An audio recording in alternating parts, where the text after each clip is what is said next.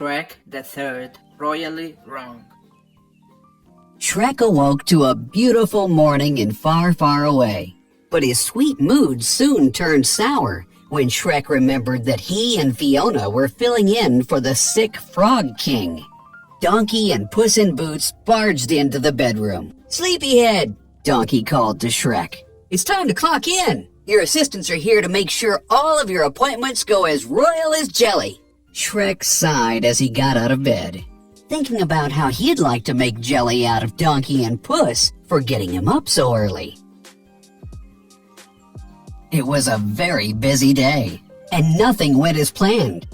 At the knighting ceremony, Fiona watched as Shrek accidentally wounded the guest of honor with a sword.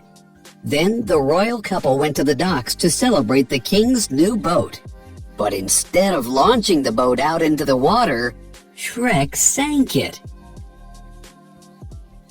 Next, Shrek and Fiona visited Ye Old Lady of the Shoe Elementary School. Shrek read the class a book. "My, what big teeth you have, grandmother," Shrek said in his very best Little Red Riding Hood voice.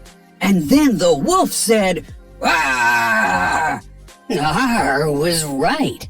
The children were so scared, they sobbed uncontrollably. Donkey and Puss looked at each other and shook their heads. Poor Shrek. It was another royal disaster. Back at the castle, Shrek was feeling low. He couldn't do anything right. But there was no time to waste. Tonight there was a royal party. Shrek and Fiona had to get ready. Shrek's toenails were filed down. Lipstick was applied, and a big white wig was put on his head. Then Fiona's nose hairs were plucked, and she was squeezed into a dress with a big silly collar. Not only did the two ogres look ridiculous, they felt ridiculous. Soon, it was party time. The guests were announced as they arrived. Shrek and Fiona stood backstage, waiting to be called. "I don't know how much longer I can keep up this act, Fiona," Shrek whispered. "It's just until Dad gets better," Fiona said. Then she smiled. "Shrek, you look handsome." That made Shrek feel better. He tried to give Fiona a kiss, but he couldn't. His outfit was too tight. Just then, Shrek had an itch on his behind, but he couldn't reach it because of his ridiculous costume. He spotted a page named Fiddlesworth standing nearby. Suddenly, the announcer called out, "Ladies and gentlemen, standing in for the King and Queen, Princess Fiona and Sir Shrek." The audience clapped as the curtain opened to reveal Fiona and Shrek getting his behind scratched. "A little over to the left, yeah!" Shrek yelled. "Shrek!" Fiona screamed. Shrek and Fiddlesworth finally saw the crowd, who looked on in shock. Pop! At that moment, Shrek's belt buckle flew off and hit Donkey in the face.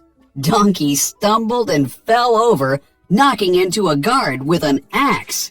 The axe knocked over a vase, which Fiona tried to catch. But then she slipped and fell. Shrek tried to help, but he tripped over and hit a loose wooden plank in the stage, which shot up and sent Fiddlesworth flying onto a waiter carrying flaming skewers of food. Whoosh! The fiery food landed on the curtains, setting them ablaze.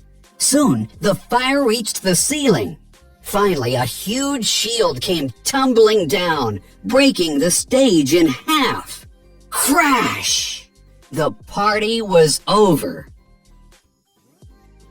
"That's it! We're leaving the kingdom," Shrek insisted when they were back in their bedroom. "Just think," Fiona said softly. "A couple more days and we'll be back in our vermin-filled shack, filled with the rotting stench of mud and neglect." Shrek smiled at the thought.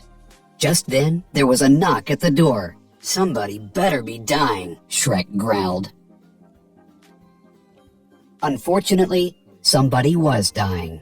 King Harold.